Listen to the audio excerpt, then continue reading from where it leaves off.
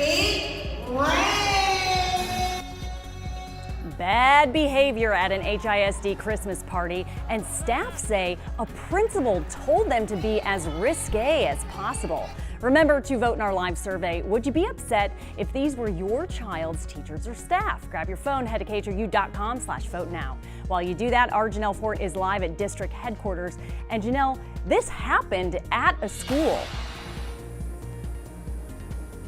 Yeah, Steph, it happened at Madison High School, but it was during Christmas break, so no students were there, but still this has a lot of people outraged. We've been able to confirm that Principal Carlotta Brown and HISD Area Superintendent Felicia Adams are both suspended with pay pending the investigation into this party.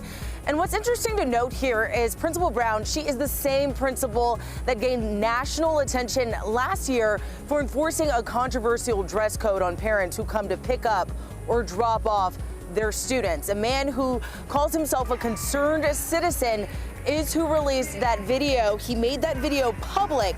We've heard the places of the staff, but take a look. You can see faculty members engaging in a racy fashion show. They appeared to be dancing for dollars in revealing outfits. At one point, you can hear someone shout over the microphone, "We like change, but we like dollars more. Make it rain." A teacher who asked to remain anonymous told us Brown forced faculty members to attend the party and allegedly told staff to come as risque as possible. The district began an investigation into the party after the video began circulating online. We reached out to Brown for comment. She was unavailable, and right now it's unclear how long this investigation will take. Sending it back to you guys in the studio. All right, Janelle.